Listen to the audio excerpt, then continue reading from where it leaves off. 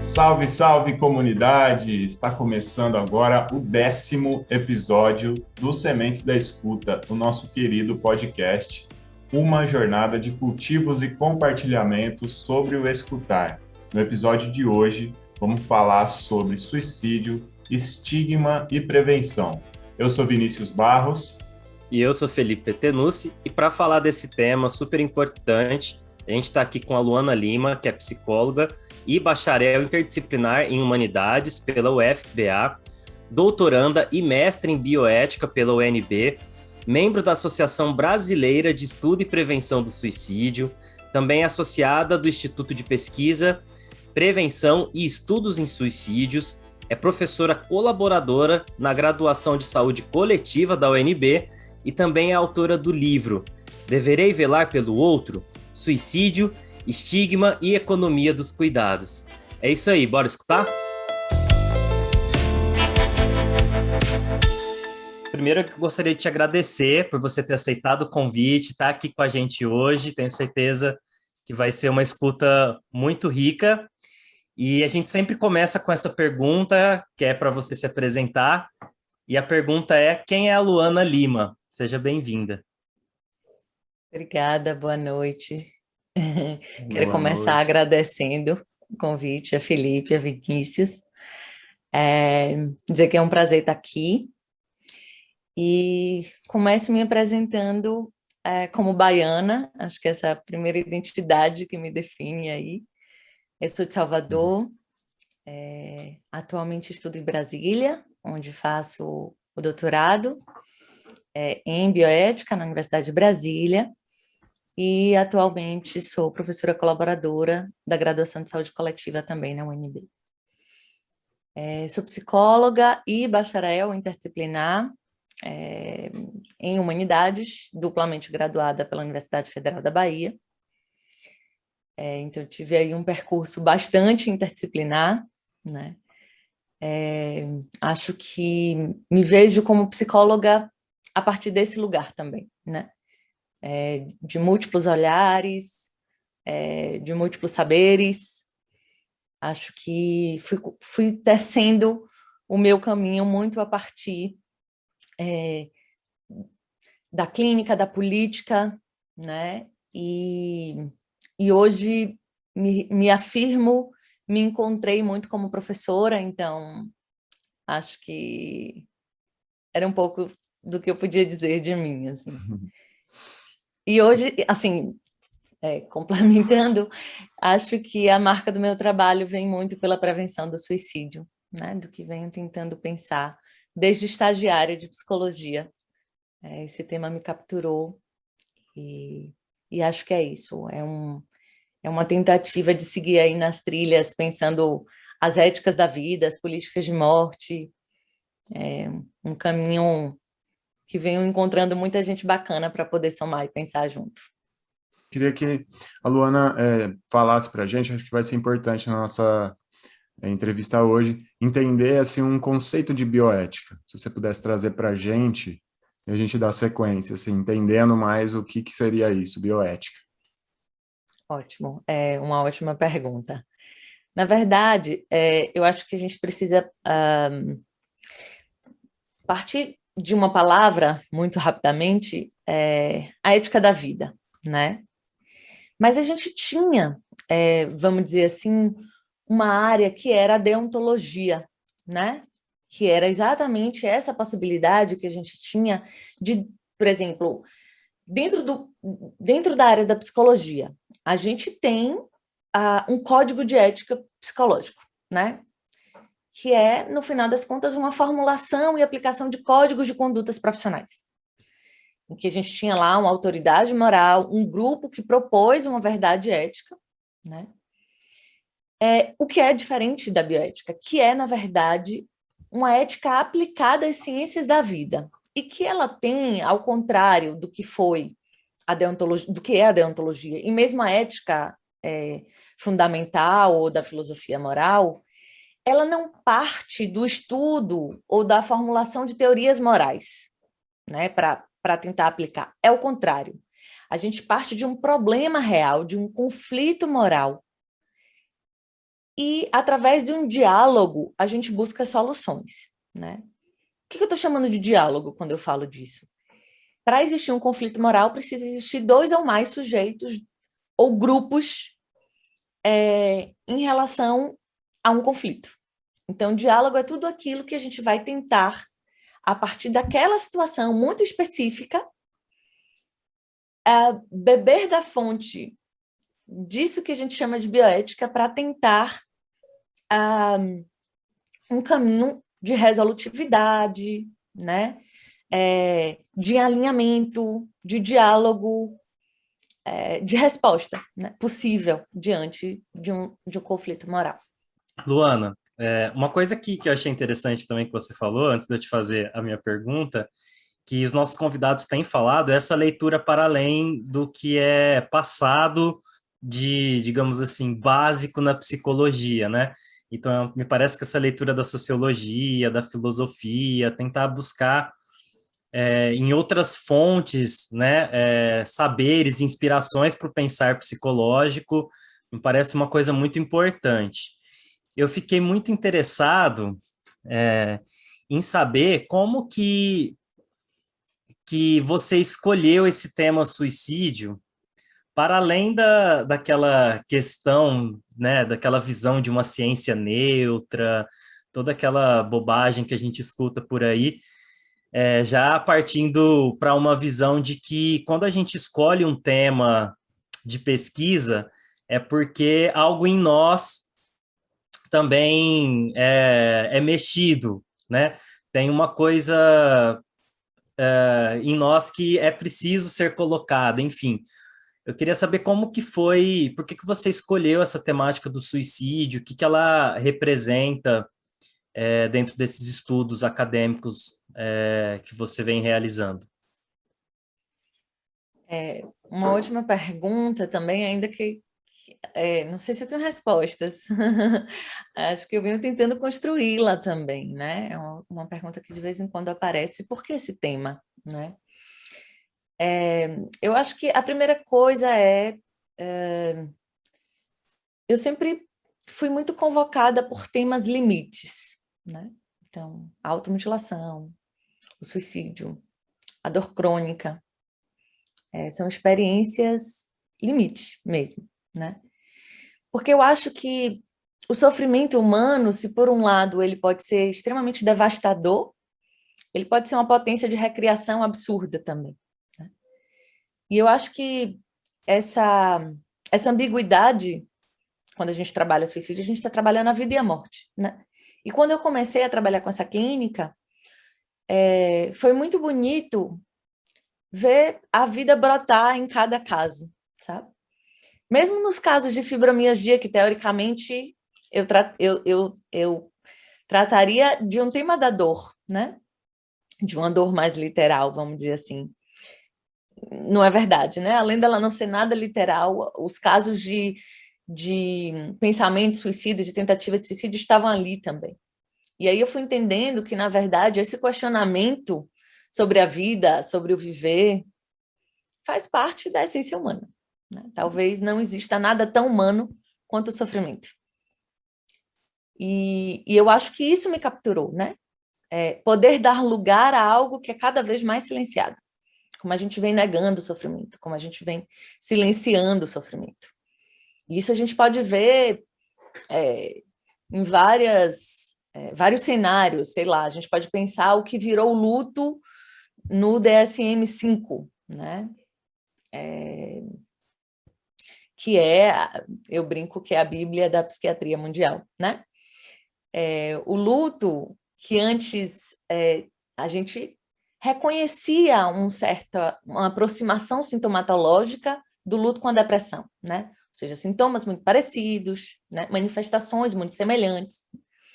Mas até o DSM-4, a gente tinha um entendimento de uma experiência como natural da vida, né? O luto, em que todos passaríamos algum dia por isso,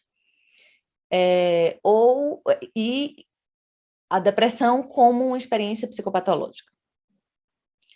que eu confesso que eu nem gosto muito desse termo, isso seria discutível também, mas assim, vamos lá, essa era uma diferenciação, né? O luto como normal e a depressão como psicopatológica. Um dos critérios de diferença também era a questão do tempo. E aí, a gente tinha o luto como uma experiência que era singular, certo? Ou seja, esse tempo também poderia ser singular, mas a gente tinha aí um ano, mais ou menos, para um assentamento, para uma elaboração de uma perda muito significativa para o sujeito. Hoje, o luto no DSM-5, passado 15 dias, ele já pode ser medicado. Porque é como se o sujeito tivesse uma tolerância de 15 dias para viver sua dor. Há aí uma demanda que é de funcionamento, de consumo, de trabalho, de uma exigência capitalista que ele não pode mais sofrer. Esse reconhecimento foi perdendo mesmo lugar, né?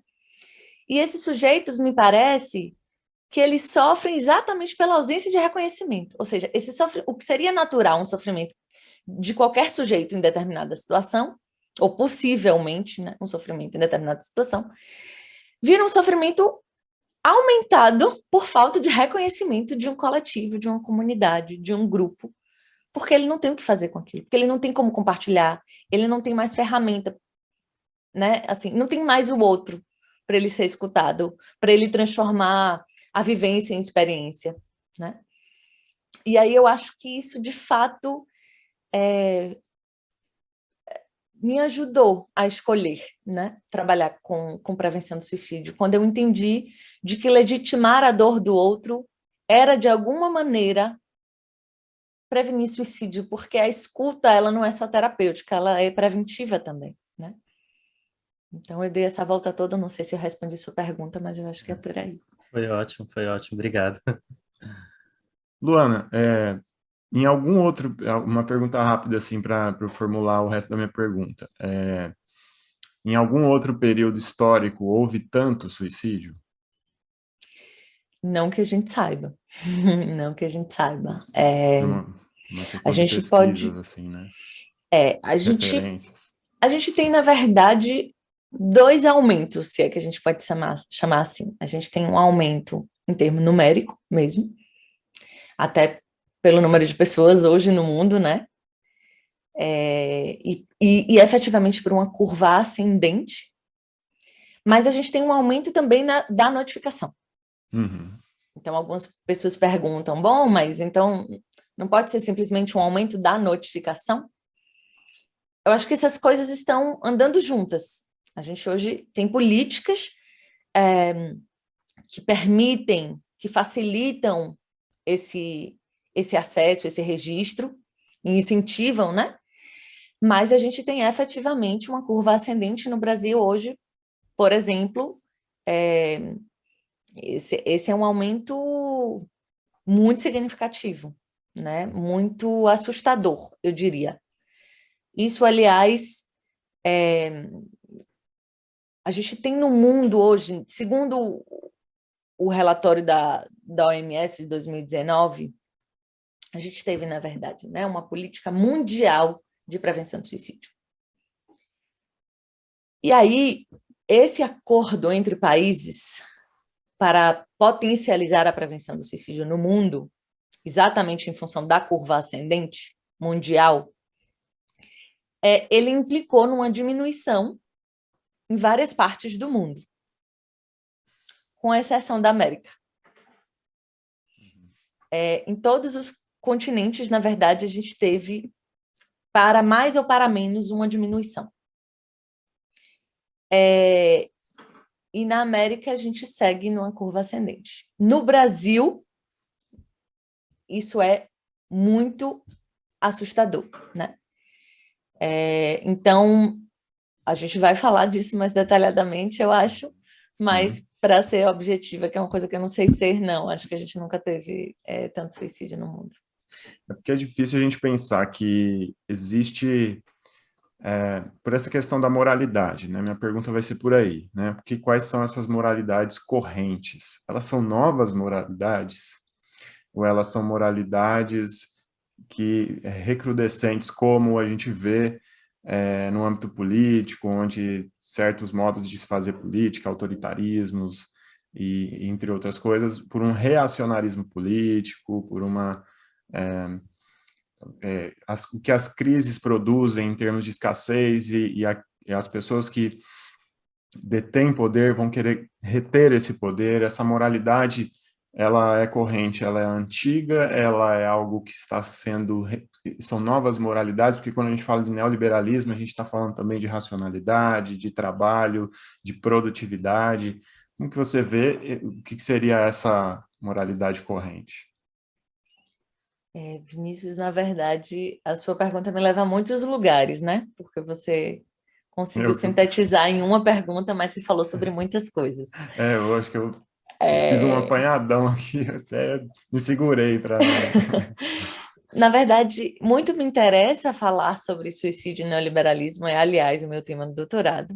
Uhum, Mas eu vou tentar me ater, pelo menos de partida, para essa questão das moralidades correntes, né? certo. Dizer que, na verdade, eu gosto muito de trabalhar com um tripé histórico do estigma do suicídio, né? E que se alicerça naquilo que a gente vai chamar de pecado, crime e loucura, ou transtorno mental, né? Então, essa ideia de pecado, ela é oriunda da ideia de vida pertencente a Deus, né? E que existe uma marca na história, que é o paradigma de Santo Agostinho, que ele dizia que se Deus deu a vida, ninguém pode tirar. E que o não matarás bíblico também deveria ser aplicado ao próprio sujeito. Essa foi uma marca promulgada pela Igreja Católica e que a gente precisa lembrar que, principalmente no século XVIII, XIX, a gente tinha uma política regida ou numa aliança muito forte entre a política, né, entre as leis civis e as leis religiosas, especialmente o catolicismo, né? Então, essa ideia de pecado, ela tem uma influência muito grande do ponto de vista do Estado, vamos dizer assim, né? Eu, na verdade, vou estar fazendo um apanhado, e é um apanhado que se alicerça em muitos estudos da Europa do século XVIII e XIX, tá certo? A gente tem aí Inhoz, Barbagli, entre outros autores que vão trabalhar esses aspectos todos. Mas esse apanhado do pecado ele é importante, tanto porque ele é atualizado, né? Eu desconheço religião que não tenha questões, conflitos morais e religiosos com o suicídio, mas porque efetivamente isso tem uma influência muito grande nas nossas relações políticas de cidadão, né? Por quê? Vamos lá. Se a gente pensar no século XVIII e XIX, especialmente no século XVIII, a gente vai estar falando aí do período absolutista, a gente tinha a figura do rei, né? E o rei, esse peso histórico da soberania, fala, sobretudo, de um sujeito que também carregava, ele era representante de Deus, né? Então, assim, se o suicídio era um crime contra Deus, virou também um crime contra o rei, né? Porque os filhos, os súditos, deviam a vida ao rei, né? Esse é um primeiro aspecto. O segundo é que esse peso, essa negação, essa exclusão, essa violência com esse sujeito que era malquisto, mal visto, ele ganhou corpo a partir de certos gestos e rituais sociais. Então, a gente pode falar de perdas de rituais fúnebres, né? Até muito pouco tempo, a gente ouvia falar de que as pessoas que tinham se matado não podiam ser enterradas em Campos Santos, né? Ou seja, e o que isso significava no final das contas, né? Essas pessoas não iam para o céu, né? Não havia um perdão Não havia a possibilidade de uma vida digna após a morte. E essa perda de rituais fúnebres, ela se estende a gestos de muita violência do ponto de vista público. Ou seja, a gente pode falar de pessoas, e aí eu estou falando do estatuto de crime mesmo, né? Pessoas que, quando tentavam e não conseguiam, podiam ser presas, podiam ser torturadas, né? Podiam ser segregadas da sociedade. Mas a gente também fala de pessoas que se mataram e que foram expostas, que tiveram seus corpos arrastados publicamente, que tiveram seus corpos colocados em forca, mesmo depois de mortos. Primeiro porque isso lhes tirava, né, uma dignidade, mas também como um exemplo para o que podia acontecer, né, para as outras pessoas, enfim, como o suicídio podia passar pela cabeça de outras pessoas. Era uma exposição de muita humilhação, né? Então, esses corpos, eles eram muitas vezes abandonados em árvores, deixados para os animais comerem, né? Existia ali uma força contra aquele sujeito, mesmo depois de morto. E esse estigma, ele se estendia à família, né? E ainda, estou falando também juridicamente. Então, existiam confisco de bens, né? Muitas vezes esse sujeito deixava bens para sua família. E o Estado podia retirar, é como se assim, ele se desfez de um pacto dos vivos primeiro, né? Então, tudo aquilo que lhe era de direito era retirado. É por isso que esse pacto, silencioso ou não, a gente pode dizer que é uma espécie de obrigação política, né? E essa obrigação política, ela se estendeu ao Estado moderno. Então, esse sujeito que tenta ou que consuma o ato suicida, ele passou a ser um desobediente da normatividade política e jurídica. Então, aí a gente tem o pecado e o crime, né, de forma muito relacionados, mas a gente ainda tem um terceiro tripé, que é a loucura, ou o transtorno mental, como a gente vai chamar hoje, né? E esses são discursos que são atualizados, né? E, obviamente, isso tem um pouco a ver, né, Vinícius, com o que você colocou, que é como esses discursos também servem, por exemplo, para o neoliberalismo, né? Porque esse sujeito, uma vez enquadrado, vai ser mais fácil de administrar, né? Então, ou ele é um transtornado e, portanto, ele precisa ser cuidado e tratado como tal, ou a religião, se ele tiver uma, pode tentar enquadrá-lo também, né? Colocá-lo, inclusive, numa situação de negação, mesmo que pela via da culpa, né? Ou pela via de uma possível rejeição da sua comunidade. E, como eu disse, um pacto silencioso dos vivos, que isso eu digo no Brasil, porque a gente ainda tem países que efetivamente compreendem o suicídio ainda como crime, né? Então, esse é um tripé que a gente não pode nunca perder de vista, porque no final das contas, esses são discursos, a forma que a gente compreende os fenômenos reflete na forma que a gente lida com eles, né? Então, se a gente não consegue desconstruir isso, a gente sabe que isso efetivamente vai estar presente nas relações, nas dinâmicas, nas formas de cuidado às pessoas em sofrimento. Acho interessante, Luana, esse panorama que você traz. Acho que ajuda a entender e desvelando um pouco porque o suicídio e a morte é um tema tabu, né? Principalmente o suicídio, acho que tem um estigma ainda maior. E a gente tem uma base filosófica, né? Resgatando a bioética, o estudo da ética.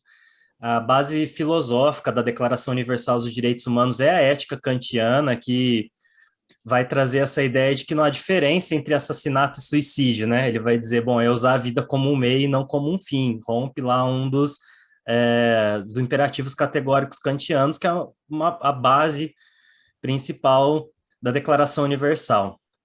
E nesse sentido, claro que antropologicamente falando, como você já deixou claro, né, a morte é talvez o fenômeno mais universal que a gente tenha, né? E há vários sentidos de suicídio, há vários tipos de suicídio. O Weber já começou a trabalhar com isso há muito tempo atrás. Mas a minha pergunta tem a ver com a prevenção do suicídio. E eu queria te perguntar sobre isso, se é possível a prevenção do suicídio, pautado até dentro desse contexto que o Vinícius já traz, dessa sociedade que a gente vive, dentro do neoliberalismo. E eu queria, na verdade, acrescentar que como que a gente pode fazer para não deixar esse discurso da prevenção do suicídio algo hipócrita ou vazio? Porque me parece que há um discurso, como você vem construindo, de uma talvez hipervalorização da vida, de estar vivo, de fazer. Esse sujeito não pode, de forma alguma, retirar a sua vida, né? Ainda que seja paradoxal a gente viver numa sociedade que se diz tão liberalista, mas no seguinte sentido, por um lado, é feita uma supervalorização da vida, mas não se questiona as condições em que essa vida vai existir. Então, eu queria saber até qual é a medida, né?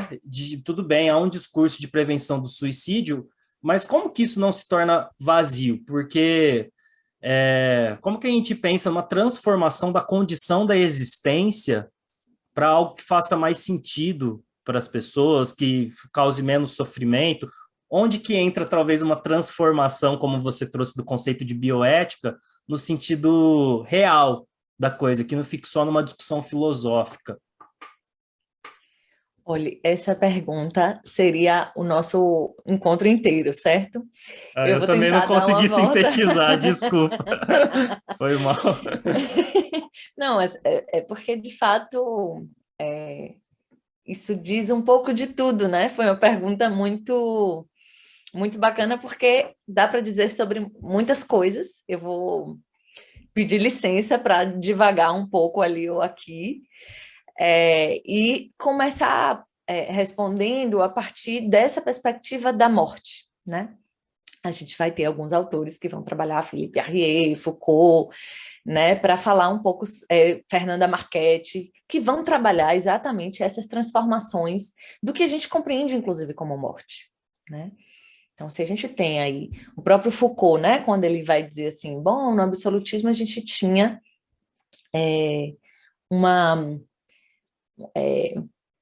um estatuto que é diferente do estatuto moderno, que vai dizer, então, a gente precisa fazer viver e deixar morrer, né? Ou seja, fazer viver a vida como imperativo. Inclusive como imperativo ético, moral, mas assim, uma hipervalorização da vida. Não à toa, esses sujeitos vão ser facilmente carimbados como sujeitos transtornados, porque se a vida é o que a gente tem de maior valor, como é que a gente vai estar negando? Como é que o sujeito vai negar o que ele tem de mais importante? Né? A gente não pode desvincular, inclusive, a gente sabe que mesmo o conhecimento técnico-científico, ele vai estar respondendo a um cenário ou interesses políticos. Acho muito difícil a gente pensar num transtorno fora de uma normatividade moral, de um conjunto moral, né? De um tempo histórico que vai falar, inclusive, das normas, de como a gente precisa responder como sujeitos ao nosso tempo, né? Então, essa é uma primeira coisa. Os sujeitos que respondem à vida pela via da morte são sujeitos carimbados, crucificados, excluídos, violados, violentados, né? E aí, mas isso quando a gente fala desses sujeitos especificamente, ou seja, aqueles que vão negar radicalmente a imposição de uma determinada referência. Mas a morte em si, ela foi sendo silenciada, higienizada pela própria transformação da instituição hospitalar, por exemplo, né? Então, se antes as pessoas morriam nas suas casas, com suas famílias, né, com as suas comunidades, o lugar da morte virou a UTI, né? Um lugar em que esse sujeito morre solitário, com aparelhos, sem saber que dia, que horas, às vezes, né? Numa total desertificação do campo do outro, assim, com pouca troca, em que isso também se reflete nos rituais. Então, a gente tirou, por exemplo, as crianças desses momentos, como se a morte fosse necessariamente causar um trauma para essas crianças, né? Então, a morte, ela, de modo geral, ainda que a gente coloque ela nesse lugar do hospital, sob os cuidados dessa instituição e desses profissionais de saúde, os profissionais de saúde, por outro lado, eles são treinados para salvar vidas. Então, ao mesmo tempo que eles recebem uma responsabilidade para cuidar desses sujeitos, eles negam, de alguma forma, esse fenômeno. E esses sujeitos que não só estão morrendo porque por uma imposição da vida, da saúde, das circunstâncias, mas porque, de alguma forma, escolheram, e aí escolher bem entre aspas, tá certo, gente? Mas porque tem ali uma participação ativa do sujeito, são sujeitos completamente negligenciados, fora excluídos, vamos dizer assim, né? Então, eles tomam para si, isso é meu, né? Mas é de uma forma extremamente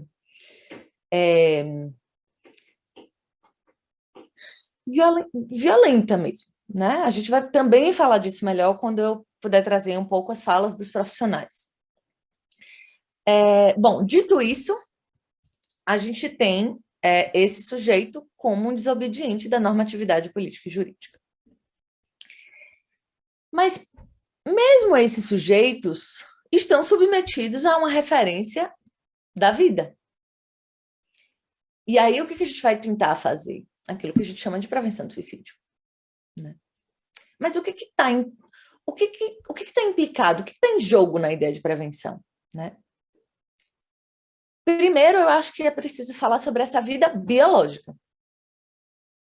Então, a gente vai se utilizar de condutas paternalistas, de condutas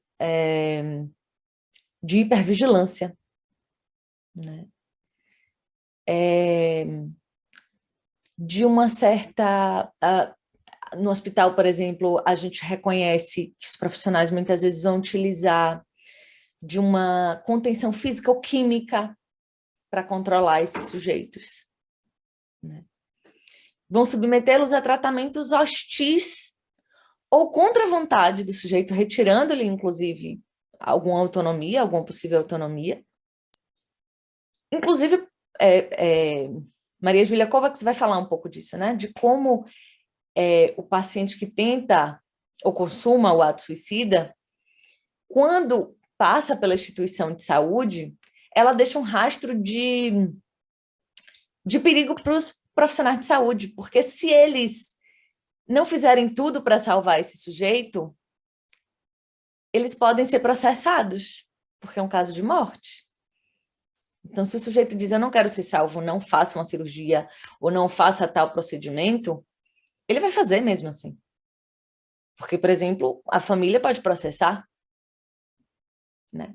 Então, assim, existe aí, inclusive quando você escuta, né, os profissionais de saúde, você vai reconhecer que as condutas elas são completamente voltadas para o corpo biológico. Então, eu vou tentar tirar esse corpo do risco de morte. Se eu tiro esse corpo do risco de morte, o resto não é mais comigo. Não é mais responsabilidade minha. Esse cuidado não é mais meu, né? Isso me fez lembrar, por exemplo, na época que eu trabalhava em hospital, de uma mulher idosa que não tinha nenhuma rede de apoio. Nenhuma. Era uma mulher de 80 e poucos anos, não tinha família, não tinha, aparentemente, amigos, né? E a psicologia, junto com o serviço social, estava buscando alguém, interior, qualquer lugar que pudesse fazer algum vínculo com essa mulher, porque ela dizia, eu vou sair daqui e eu vou me matar. Vocês podem fazer o que vocês quiserem, eu vou sair daqui e eu vou me matar.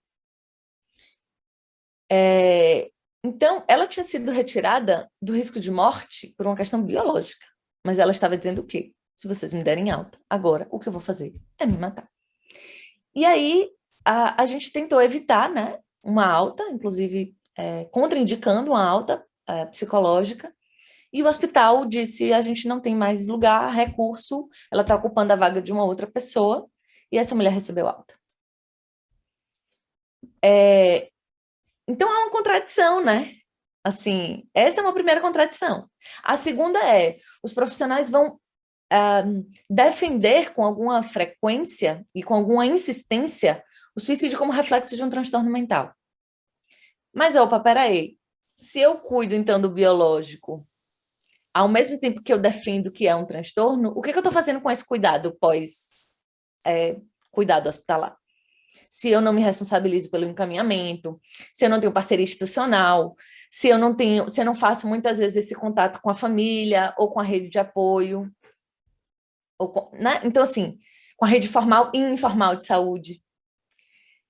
Então, a gente sabe que muito da prevenção do suicídio gira em torno de uma conservação de um corpo biológico que precisa estar respondendo ao funcionamento social. Né? E aí, você, Felipe, já indicou uma outra grande problemática, que a gente precisa definir o que é vida e como a gente enxerga a vida, para a gente também,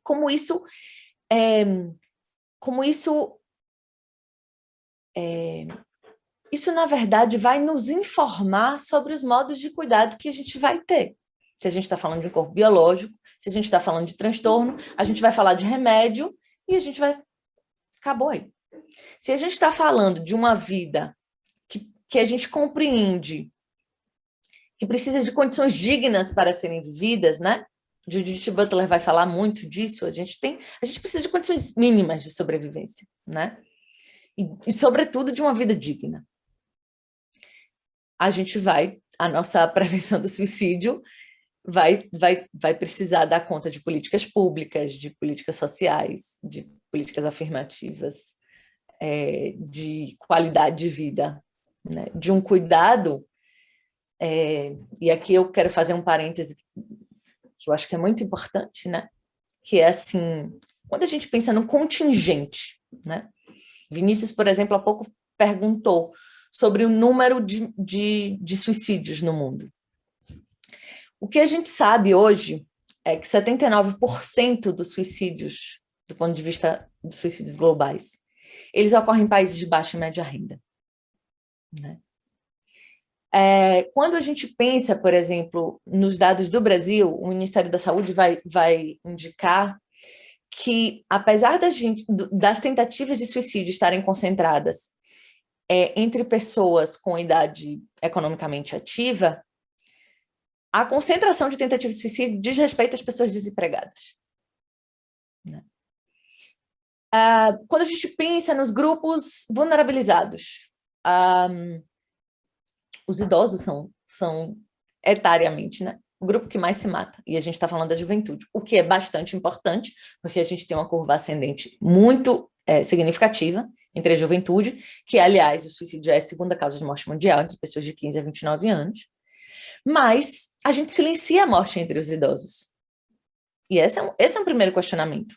Claro que a gente tem uma tendência de se assustar mais com a morte de crianças e adolescentes, né? É como se, assim, subverte uma certa ordem natural da vida. Mas eu acho que vai além. A vida dos idosos não é mais uma vida supervalorizada. Né? Porque eles não produzem, eles não consumem, eles não têm um nível de utilidade, de exploração, de resposta à maquinaria, à engenharia neoliberal. Né? Quando a gente pensa nos indígenas, a população indígena se mata 3 vezes mais do que a população brasileira geral. Os jovens negros têm um risco 45% aumentado de morte autoprovocada quando comparado a jovens brancos. A população LGBTQIA+, é a população que mais se mata, né? E aqui eu chamo a atenção especial para os trans, né? Ou seja, a gente está falando de grupos vulnerabilizados, de grupos em muito sofrimento psíquico, de grupos que são excluídos, negligenciados, violados, violentados, silenciados, né, na sua existência, porque aí a gente pode falar de um apagamento subjetivo, mas de um apagamento político também, né? É aquilo que eu vou tentar pensar aí como a gente precisa pensar o sofrimento da ordem ético-político também, não dá para a gente só singularizar o sofrimento. O sofrimento não é só singular, né? Então, eu trouxe esses dados para a gente poder pensar num alinhamento entre a epidemiologia, as estatísticas e os condicionantes sociais da saúde. A gente está falando que os grupos mais vulnerabilizados são os grupos que têm o maior risco de morte autoprovocada. Se a gente compreende isso, a gente compreende que a nossa prevenção de suicídio não diz respeito só a um corpo biológico, não diz respeito só às experiências individuais de sofrimento. A gente está falando de sujeitos que a gente mata, mas que a gente induz, por negligência, por abandono, a um mecanismo de morte autoprovocada. Aquilo que eu sempre pergunto, sujeitos são suicidados pela sociedade? São também suicidados pela sociedade? Né? Então, se a gente compreende que o suicídio ele é reflexo de várias outras coisas, inclusive de um cenário indigno de sobrevivência, a gente vai precisar ampliar o escopo do cuidado, o escopo da prevenção do suicídio, né? É por isso que também a bioética me ajuda a pensar como responder eticamente a uma política de morte, né? Porque isso é uma política de morte. É isso que eu tenho tentado pensar, pelo menos, né? A minha hipótese é de que o suicídio, para além de uma saída individual diante de um sofrimento muito insuportável, ele também é uma resposta política diante de uma desertificação do afeto, do reconhecimento, né? De uma existência completamente precarizada em todas as instâncias, né? Eu estava lendo a sua dissertação e você pensou uma frase do Fábio Rivas Munhoz, não sei se é assim que se pronuncia, que ele fala: dignidade também é transgressão frente a uma ordem injusta, né? Acho que isso tem muito a ver com o que você está falando, e isso me pegou bastante. Desculpa, Vini, pode ir lá para a pergunta. Não, ótimo. Bem lembrado, né? Felipe compartilhou comigo essa frase, achei que diz muito, e também vai de encontro ao que eu ia dizer, que me parece que tal qual o suicídio, a depressão, também tem uma pobreza, assim, no diagnóstico que é feito, né?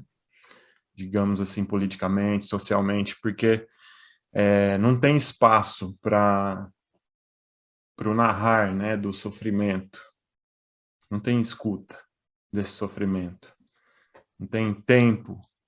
Nosso ritmo está muito acelerado, né? E acho que nesse vazio da escuta aí, do sofrimento de todos nós, né, de tudo aquilo, algumas pessoas, é importante esses dados que você traz sobre quem são as pessoas que vão se suicidar.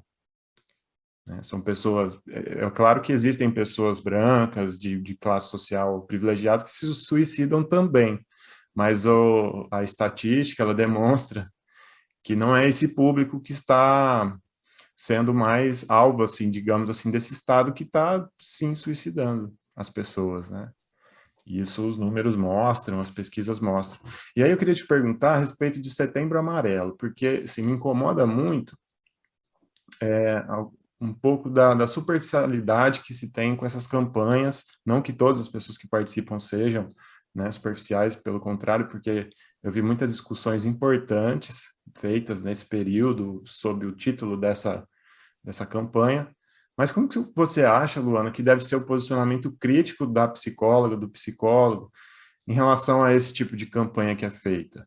E a gente sabe que tem outras áreas da saúde, mas na psicologia essa chama a atenção. Eu quero agradecer né, vocês estão costurando e aí isso está me levando a muitos lugares, assim. Acho que vocês rapidamente conseguiram levantar 3 questões que eu considero muito importantes, né? Um que eu acho que Felipe colocou, que é talvez uma finalização do que eu vinha colocando, que é o suicídio como um dispositivo de guerra, né? Ou seja, o quanto que o suicídio vem aí como, ainda que mascarado de uma escolha ou ato individual, como ela é um dispositivo de guerra, né? E eu não gosto de... que essa afirmação minimamente me exige uma trajetória teórica que eu não sei se vale a pena a gente deixar isso teórico demais, né? Mas que eu acho que é importante para a gente poder minimamente subverter essa lógica, porque a nossa perspectiva é sempre essa, muito individual ou individualista, né? Até porque eu acho que a modernidade ela nos induz muito a isso, né? O neoliberalismo nos induz muito a pensar, até porque a gente... Qual é um dos valores que eu diria que é mais importante no discurso neoliberal? A autonomia, ser autônomo. Você precisa responder àquilo que você escolhe, né? Reparem como a gente superdimensiona a autonomia e muitas vezes a gente sequer questiona do que a autonomia é feita, né? A autonomia ela também está na inter-relação.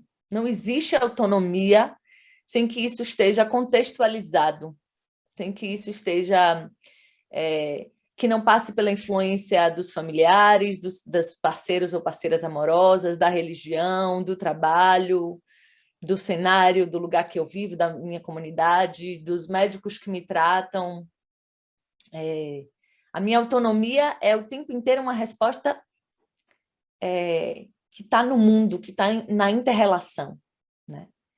Então, acho muito perigoso, inclusive hoje há um discurso, né? Há uma linha dentro da própria bioética que defende o suicídio como um direito, um reflexo de uma autonomia. E veja, eu acho que a gente precisa, em alguma medida, ou pelo menos em última instância, defender a autonomia. A autonomia é uma coisa importante para o sujeito, mas assim, do que a gente está falando quando a gente está defendendo a autonomia, né? Acho que às vezes a gente compra alguns discursos muito perigosos que são contra o próprio sujeito em sofrimento, né? Essa é uma primeira questão. A segunda questão que Vinícius trouxe foi da narrativa. Eu tenho muito interesse de falar sobre isso, mas talvez a gente possa falar disso um pouco mais para frente, né? De um aspecto, não sei se mais clínico necessariamente, mas de uma escuta, que eu acho que a gente pode explorar mais. Exato. Mas em relação à campanha do Setembro Amarelo, eu acho que é muito importante que a gente fale dela, e no final das contas, foi muito bom a gente ter passado o setembro e ter esse papo depois, né? Porque eu acho que, no fundo, o Setembro Amarelo virou uma coisa compulsória, né? Assim, parece que todo mundo tem que falar, porque é quase um sinônimo de engajamento pessoal, empresarial, institucional, né? Se eu não falo, eu não estou nem aí para a vida. E eu vi umas coisas engraçadas. Eu não faço parte da comunidade do Twitter, não, mas acabei acessando algumas publicações e uma das coisas que mais me chamou a atenção foi isso, assim, né? Fizeram umas publicações que dizia, olha, isso no final de agosto. Bom, amanhã começa Setembro Amarelo, então até hoje vocês têm aí ainda a possibilidade de fazer bullying, de cancelar as pessoas. A partir de amanhã, segura a onda que setembro está chegando, né? E por que essa? Parece que a preocupação some em 1º de outubro, né? Ou seja, a gente tem uma tentativa de falar de algo e que a gente muitas vezes não sabe do que está falando, né? E isso tem sido muito complicado, assim, né? Outro dia um colega psicólogo me escreveu dizendo, olha, fui chamado para tal lugar, me diz aí o que eu faço, que textos eu uso, como é que eu falo, do que eu falo. Como assim, sabe? Tipo, se você não sabe falar sobre suicídio, é melhor você não falar, né? Porque eu acho que é importante que a gente traga informação. Eu acho que é importante que a sociedade se envolva. Eu não acho que prevenção do suicídio seja apenas uma possibilidade dos especialistas. Somos todos possíveis agentes de prevenção do suicídio, não tenho dúvida disso. Isso também tem a ver com a questão da escuta, né? Do acolhimento, do cuidado. Então, em alguma dimensão, somos todos agentes de prevenção do suicídio. Mas eu acho que a gente precisa saber como fazer isso e por que que a gente está fazendo isso. Não dá para dizer assim, estou disponível, me escreve aí na caixinha. Não dá, né? E eu acho que aquilo que veio com a intenção de informar a sociedade, a gente precisa ter um compromisso com as ações e políticas continuadas, por exemplo. Né? Essa é uma das formas mais efetivas de prevenção do suicídio. Não dá para eu começar a falar na minha rede social, nas empresas, na sociedade, nas escolas, nos colégios, nas universidades, nos serviços de saúde, porque, no final das contas, eu vou estar gerando demanda. Se eu oferto um serviço, eu vou estar gerando demanda. Essa demanda vai para onde? Se a gente tem serviços que não dão conta, se a gente tem profissionais que não são qualificados para a temática, se a gente tem um tabu social que a gente não desconstrói, repare, a gente vai estar fazendo o quê com esses sujeitos que a gente disse, não, pode falar aí do seu sofrimento. Acaba setembro, a gente faz o quê com esses sujeitos? Ou a gente se compromete de que isso que a gente está começando em setembro, ou que isso que a gente está enfatizando em setembro, a gente tem condição ou condições de dar conta disso o resto do ano, todo dia, porque saúde mental é uma condição de todo dia. Ou a gente vai estar abrindo uma grande brecha, um grande buraco do sofrimento para engajar pessoas, para engajar nomes, para engajar instituições, sem uma preocupação com a vida das pessoas. Né? E isso pode ter um efeito contrário em pelo menos 2 sentidos. A forma que eu passo, que eu compartilho a informação, tem um efeito muito direto no sofrimento das pessoas. Né? Então, tem aquilo que a gente vai falar de efeito Werther, né? Que é o suicídio do jovem Werther, né? de Goethe, e que, a partir daquele, exatamente por conta desse livro e da quantidade de tentativas de suicídios consumados a partir dessa publicação, a gente nomeou esse efeito de efeito Werther. Então, uma série que mostra uma cena de suicídio, uma notícia no jornal que vai ensinar o método e que vai mostrar a cena, uma novela que, enfim, qualquer coisa que a gente leve a informação de um jeito equivocado ou contraindicado, a gente pode estar causando um risco aumentado de morte ou suicídio. Essa é uma primeira coisa. Então, não adianta a gente falar sobre uma coisa que a gente não sabe ou que a gente vai estar levando informação de uma forma contraproducente. Essa é uma primeira coisa. A segunda a forma que é abordada também pode ampliar o sofrimento dos familiares, das pessoas que perderam seus familiares, seus entes, seus laços por suicídio. Como o Setembro Amarelo, a depender da forma que é colocado, que é abordado, que é veiculado, é só fonte de sofrimento, né? Então, que a gente tenha esse cuidado também, porque se a gente invisibiliza as pessoas que têm um flerte com a morte ou uma dificuldade mesmo, né, de atravessar determinadas experiências, que a gente sabe não são só individuais, não são só singulares, esses familiares, eles são abandonados à própria sorte, porque eles carregam o estigma que esses sujeitos levaram com a sua morte, mas essas pessoas ficam, e é muito devastador, né? São experiências muito doídas. Então, acho que falar em pós-venção é uma coisa muito importante. Pós-venção aqui nomeando esse luto por suicídio, que é também uma forma de prevenção do suicídio. Pegando um gancho, como que nesse neoliberalismo tudo vira mercadoria, né? Até os temas. Exatamente. Parece que, como você deu esse exemplo do psicólogo, né? Ali ele entra nesse jogo de um tema que vira mercadoria e durante Exatamente. O mês ele vai ser trabalhado, Exatamente. Enfim, e vai capitalizar em cima dessa temática dentro de um sistema muito certeiro do próprio capitalismo de incorporar esses temas e deixar talvez eles menos transgressores, né? Perfeito, Felipe. Inclusive, Tiago Blois, que é um colega querido, ele fez um texto magnífico sobre isso, que é a mercantilização do Setembro Amarelo. Um texto que eu indico bastante, inclusive. Bom, tá sendo, para mim, tá sendo uma delícia te escutar, tô aprendendo bastante. E você já puxou o gancho da gente explorar um pouco mais essa temática da escuta. Então, nesse momento da entrevista, a gente quer se focar um pouco mais, não que a gente não esteja falando sobre isso há muito tempo, né? Mas talvez focar um pouco mais sobre essa questão da escuta.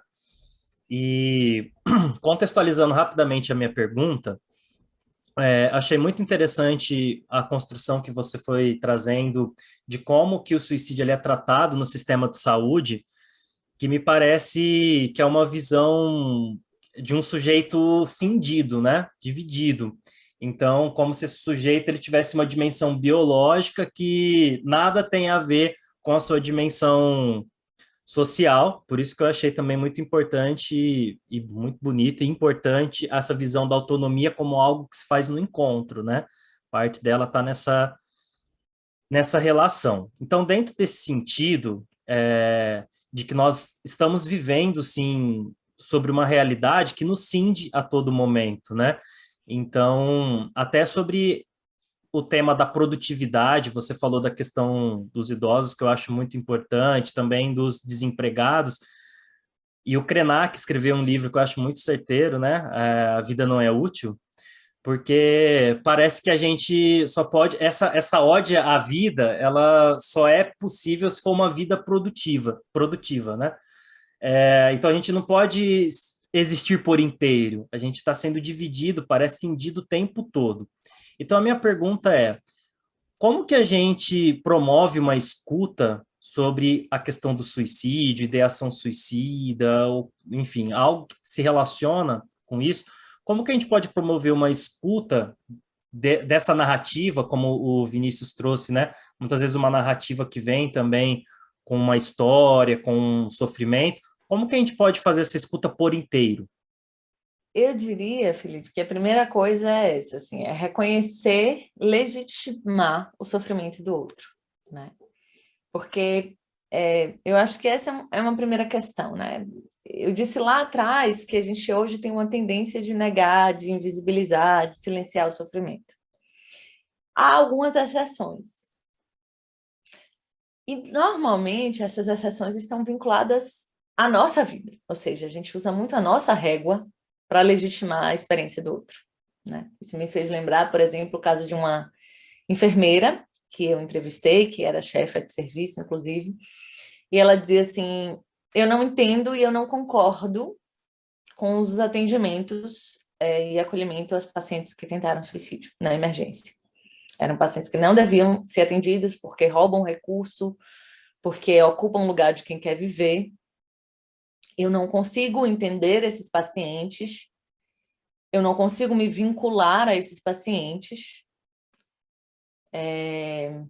Então, enfim, eu não me relaciono com eles, né? Com exceção de um. E aí ela começou a dizer de um jovem que tinha tentado suicídio após ver seu pai sendo assassinado. E, bom, a entrevista durou um tanto, e fim da história, o que tinha acontecido? Ela tinha visto o pai dela sendo assassinado. Mas por que eu acho que é importante contar isso? Porque ela conseguiu se sensibilizar à dor daquele jovem. Mas ela conseguiu se sensibilizar porque era uma dor que dizia dela, da experiência dela. E que muitas vezes é isso que a gente vai fazer. A gente vai conseguir compreender ou passar régua no outro a partir da nossa história. E como isso é perigoso, né? Isso é muito perigoso. Então, essa é uma primeira coisa. A gente precisa reconhecer, a gente precisa legitimar a dor do outro, a experiência do outro, naquilo que o outro vive, com as possibilidades dele, com os limites dele, com as potências dele, com as ferramentas dele, com a rede dele. Essa é uma primeira coisa. A gente só tem a possibilidade de seja na clínica ou não, qualquer escuta com essa pessoa em sofrimento, se a gente reconhece essa dor, essa é uma primeira coisa. A segunda, eu acho que a gente precisa evitar qualquer julgamento. Julgamento moral, julgamento religioso, qualquer julgamento, né? E entender que, assim, eu sempre brinco com isso, né? Às vezes é muita pretensão, assim, a gente quer salvar o outro, né? Quando a gente acha que a gente vai fazer prevenção de suicídio, a gente vai salvar o outro. É muita pretensão, eu sempre brinco assim, a gente não se salva da gente, que é isso, né? Achar que a gente vai salvar o outro, dele mesmo. E é isso, assim, a gente, na verdade, não é a escuta, e aí eu posso falar de uma escuta da clínica psicanalítica, mas eu posso falar de qualquer escuta, né? Não é uma escuta de convencimento, não é um trabalho de cura, não é um trabalho de salvação, né? Não, como eu disse antes, assim, se a gente não tem resposta universal, a gente não tem fórmula, a gente não tem receita, a gente não tem resposta pronta, né? Porque essa também é uma tendência. Muitas vezes o que se quer é dar uma resposta para o sujeito. A gente quer resolver. A gente não quer ajudar. A gente não quer cuidar. A gente quer resolver, né? E aí essas respostas podem vir de lugares muito distintos, assim. Seja pela via da agressividade, mas pela via do incentivo, de uma motivação que vai fazer bem para quem está falando, no máximo. Porque para quem escuta pode ser um desastre, né? E aí isso também me fez lembrar de uma das entrevistas que eu fiz e que um enfermeiro disse, não, aqui a gente tenta motivar, e aí ele lembrou de um caso que ele atendeu, de uma mulher que tinha tentado suicídio, e ele faz um percurso que é de rememoração do filho dessa pessoa. Então, assim, você lembra de quando você ficou grávida, de quando você amamentava, você olhando nos olhos do seu bebê, o bebê olhando para você, de como era lindo, de como...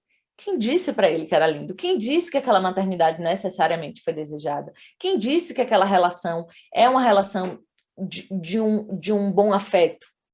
Ou, ao contrário, pode ser de um afeto excelente, e isso não necessariamente sustenta aquela pessoa, ou pelo menos naquele momento, a ponto dessa pessoa só se sentir culpada. Ou seja, na verdade, é uma frase que mais silencia o sujeito do que ajuda o sujeito, né? Então, por isso que a gente precisa pensar também de que, às vezes, assim, a gente tem que menos se preocupar com o que a gente vai dizer e mais se preocupar em escutar, em estar disponível para escutar. E essa escuta, ela requer um não enquadramento, né? Porque, não, então eu entendi rapidamente o que o sujeito me diz, eu já entendi, já sei o que ele quer, o que é melhor para ele. Não, a gente não pode também adotar uma perspectiva paternalista, né? A gente não sabe melhor do que o sujeito o que é melhor ou o que é pior para ele, né? E tem uma coisa muito bonita que meu orientador, o Anderson Flor do Nascimento, diz, que é um filósofo. Ele diz assim, o diálogo ele só pode acontecer quando a gente se permite desconstruir pelo outro. Sem isso não tem diálogo. Se a gente não se permite desconstruir, não tem diálogo. Vai ser uma imposição, vai ser qualquer outra coisa, não vai ser diálogo, né? Então essa é uma escuta que mesmo na clínica, mesmo trabalhando há muitos anos, o que você precisa fazer eu preciso escutar esse sujeito. É uma história única, singular, né?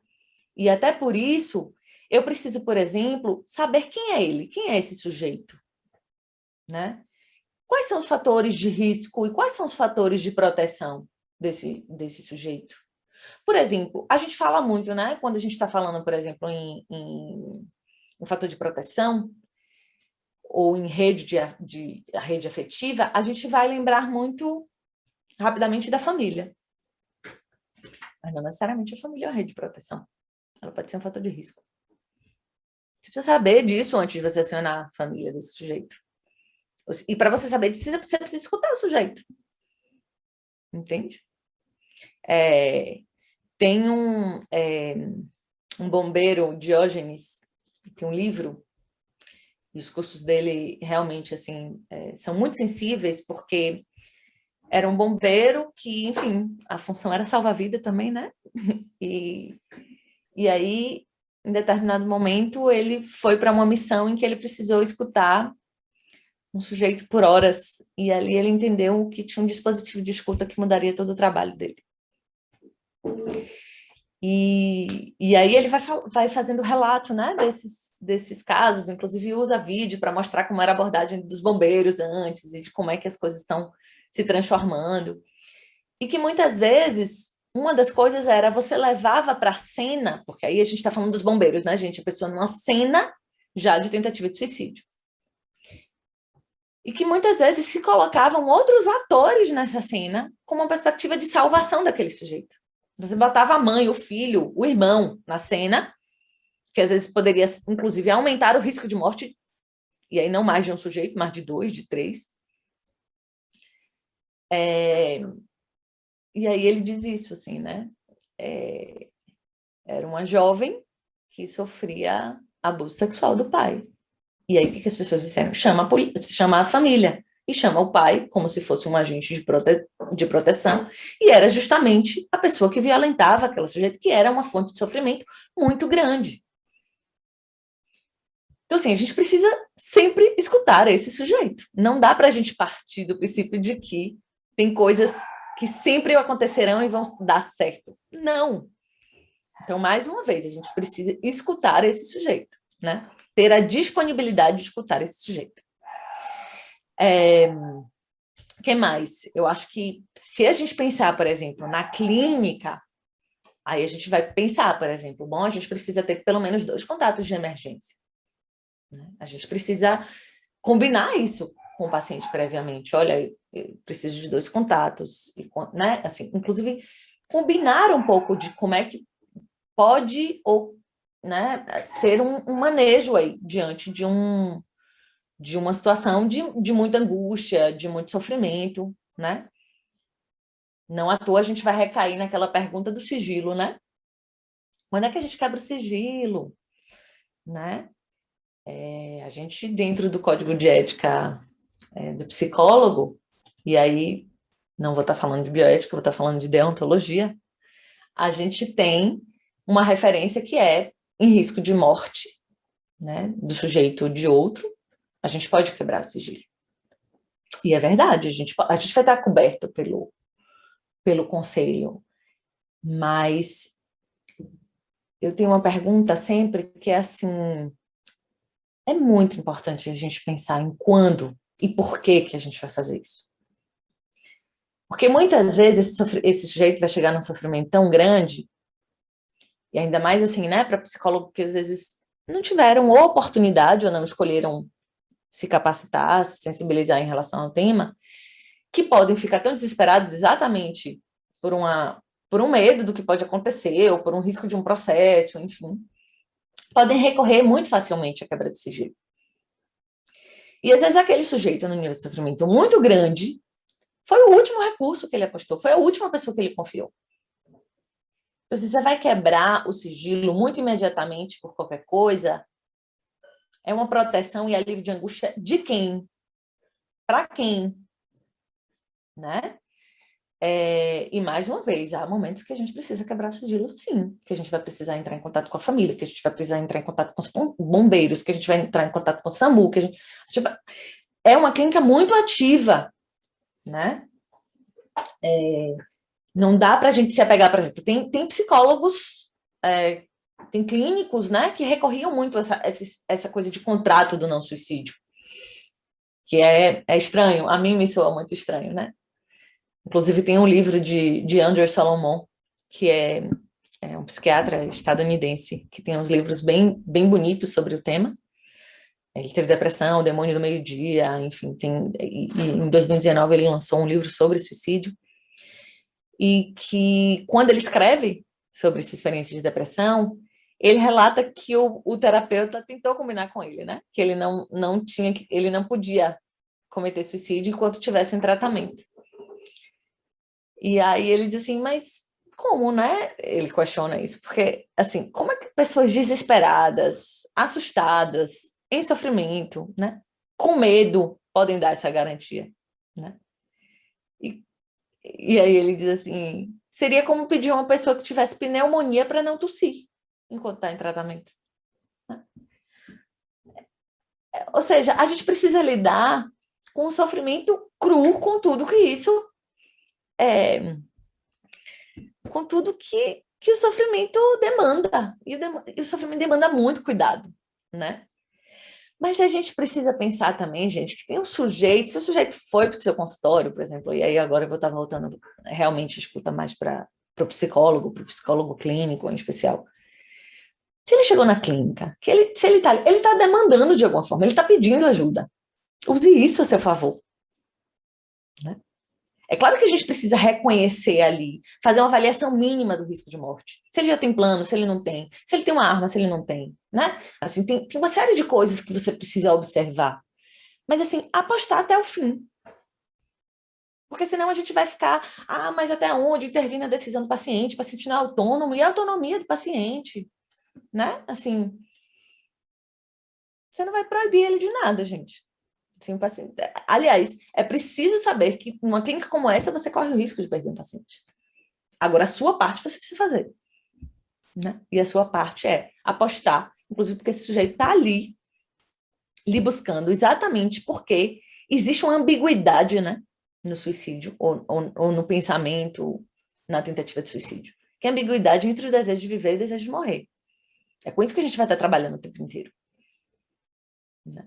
E aí, essa é a brecha para a gente entrar, essa é a brecha para a gente poder acompanhar e cuidar, né? Atravessar com o sujeito. Mas, só para fechar, eu acho que a gente não pode, né, mais uma vez, atrelar a escuta aos especialistas. Né? Então, isso significa que todos nós somos possíveis agentes de prevenção do suicídio. E a nossa escuta, se por um lado, fora da clínica, como não psicólogos, às vezes a gente vai ter menos ferramenta, a gente tem outras possibilidades também. A gente tem um campo do afeto, e a gente sabe que uma das coisas que deixa a pessoa ligada à vida é o afeto. Maravilha, Luana. Você sabe que aqui no nosso Sementes da Escuta, a gente tem uma grande hipótese de que a escuta é muito importante, e cada episódio a gente vai confirmando isso.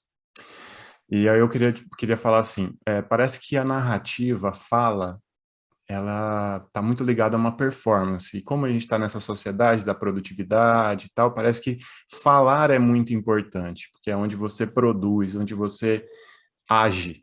E a escuta parece que é algo muito passivo, né? Que você está só recebendo, você não está produzindo. Como que você acha? Eu ia te perguntar, não como pesquisadora, mas como alguém no mundo mesmo. Uma coisa bem...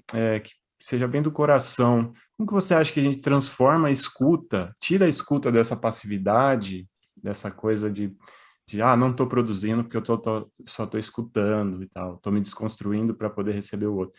Como que a gente transforma isso numa ação? Eu vou tentar juntar as suas duas perguntas ao comentário anterior sobre narrativa e esse, que eu acho que são duas coisas que dialogam muito, né? A primeira coisa, Vinícius, é assim, que eu acho que quando a gente fala de narrativa, a gente precisa pensar, especialmente no caso da temática do suicídio, que o suicídio é um ato de comunicação diante de uma falência da comunicação, né?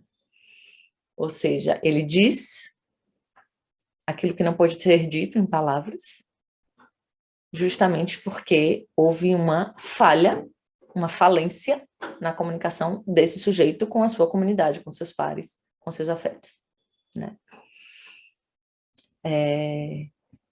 E aí,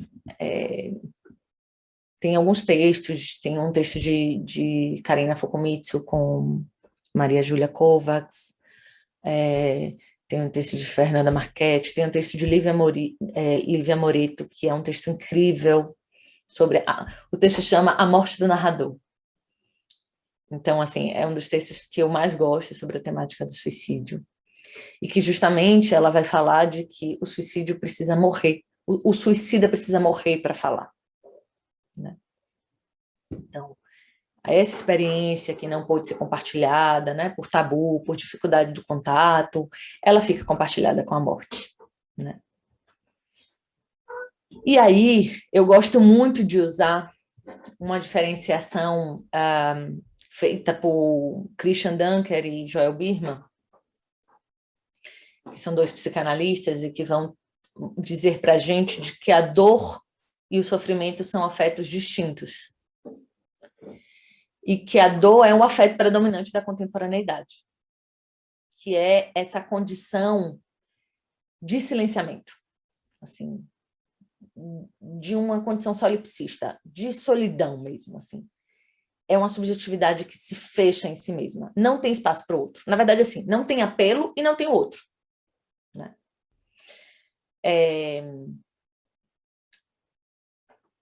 E que, para a gente, dentro da nossa linguagem mais técnica, a gente vai falar de uma precarização do simbólico, né? O sofrimento, ao contrário, né? Ele tem a interlocução está no centro da experiência. Porque o sofrimento ele pressupõe alteridade, né? O sujeito sofrente, ele faz apelo. E, ao mesmo tempo, tem um outro presente, né? Porque, justamente, Maria Lívia Moretti vai dizer assim, se ao mesmo tempo a gente tem uma precarização do simbólico, desse sujeito num total silenciamento, num ensimesmamento, numa subjetividade fechada em si mesma, a gente tem também, que é, né, isso que ela, na verdade, vai chamar da morte do narrador, esse sujeito não fala, mas, né, não narra sua experiência, ao mesmo tempo ela vai dizer, olha, a gente tem também um desaparecimento a gente vai ter um desaparecimento de uma comunidade de ouvintes. A gente não tem mais o outro. A gente não tem mais essa comunidade interessada em escutar, né? E é por isso que esses autores vão dizer que o sofrimento é hoje uma experiência mais rara no nosso tempo. Porque ela possibilita, sim, uma transformação junto com a sua comunidade, com seus pares. A gente sabe que o sofrimento se altera, né? Conforme ele vai sendo nomeado. É isso que a gente faz clinicamente. E, de alguma forma, isso é um pouco a sua segunda, essa pergunta, a sua última pergunta, né? Porque quando você diz assim, poxa, a escuta parece muitas vezes uma ação passiva, vamos dizer assim, quando, na verdade, ela é um dispositivo político. Eu gosto de pensar que a escuta é um dispositivo micropolítico, né? Que é um ato micropolítico, que é uma afirmação da vida também pela palavra.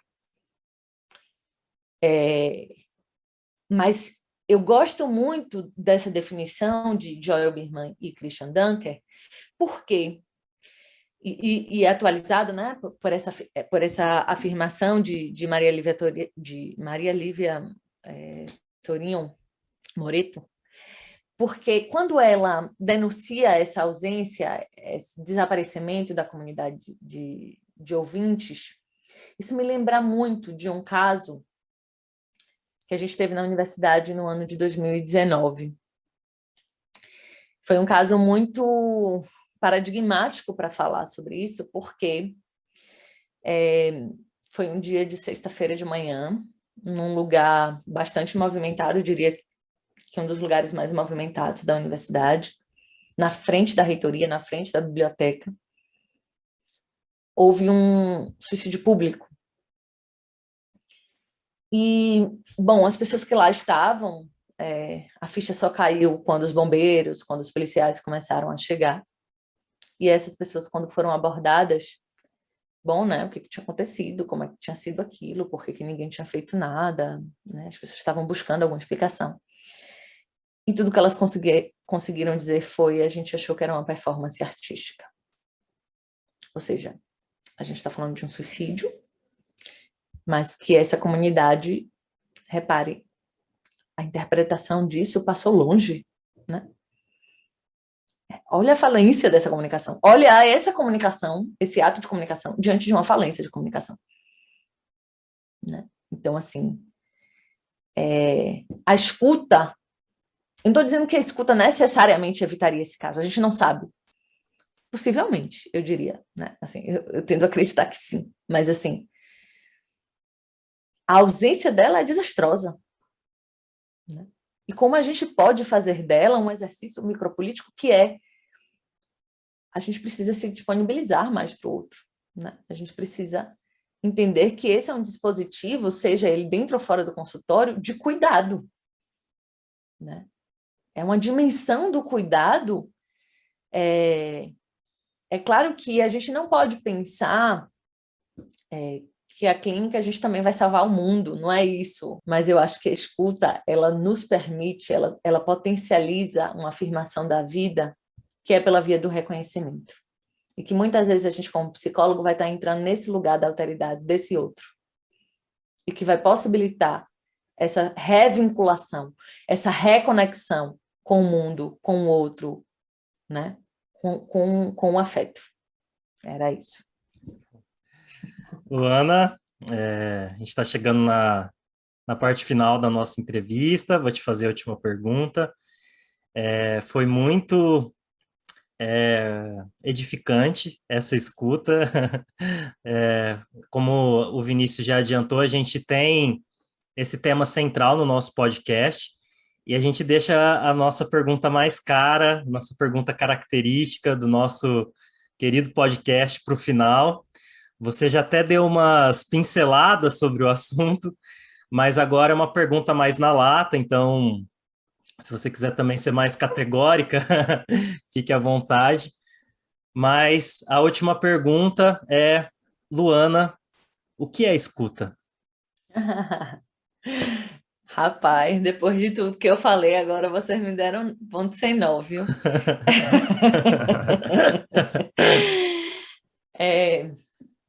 Bom, eu acho que eu vou pegar o gancho de o Anderson para isso, assim.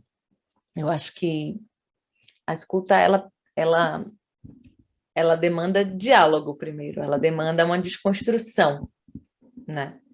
Ela demanda um desapego de um saber, né?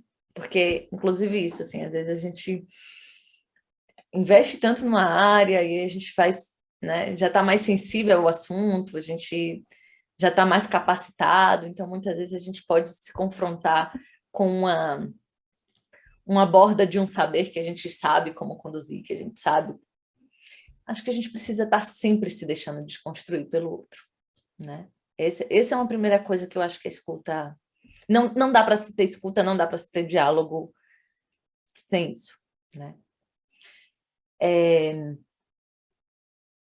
E a segunda coisa, eu acho que acho que você usou uma palavra, acho que foi você, Felipe, sobre um desvelamento, né? Eu gosto de pensar que a escuta é um desvelar do outro, assim. É fazer com que o outro consiga dizer coisas que não necessariamente têm a ver com o que a gente quer ouvir, com o que a gente vai gostar de ouvir. Porque, sobretudo, ele vai estar... A gente vai ser uma mediação para o sujeito falar aquilo que ele precisa ouvir e falar para si mesmo, né? Então, a escuta precisa abrir mão do julgamento, né? Precisa abrir mão de resposta. A escuta é todo aquele exercício que a gente tem de dar liberdade para o outro de ser quem ele é, de compartilhar aquilo que é... Por que a gente... Estou aqui divagando, né? Mas, assim, por que é tão difícil, né? Esse trabalho clínico da gente? Porque a gente precisa sustentar aquilo que é difícil de ser falado também, né? Eu acho que eu aprendi mais sobre a escuta sendo paciente, né? Acho que não consigo ver muito uma possibilidade de uma trajetória potente na clínica, em especial, e aí que eu estou falando da psicologia, mas eu posso estar, né, estou falando da psicanálise também, que é sem a gente entender e passar por esse lugar de paciente em que um outro vai estar sustentando a escuta para a gente, né? Porque quando a gente escuta alguém profissionalmente na clínica, a gente precisa estar separado desse outro, né? Senão a gente vai fazer que nem aquela enfermeira que só conseguiu escutar quando eu lhe dizia respeito. E aí a gente pode estar sendo uma fonte de reprodução de violência, né? Então, a escuta é quando a gente potencializa a possibilidade de afirmação, de liberdade, de existência desse outro, né? No fim, eu acho que eu defendo que a escuta é uma afirmação política também da vida.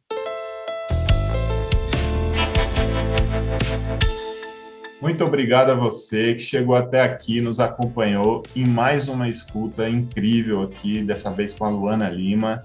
Saiba mais sobre o Sementes da Escuta Podcast pelas nossas redes. Estamos no Instagram, YouTube e Spotify.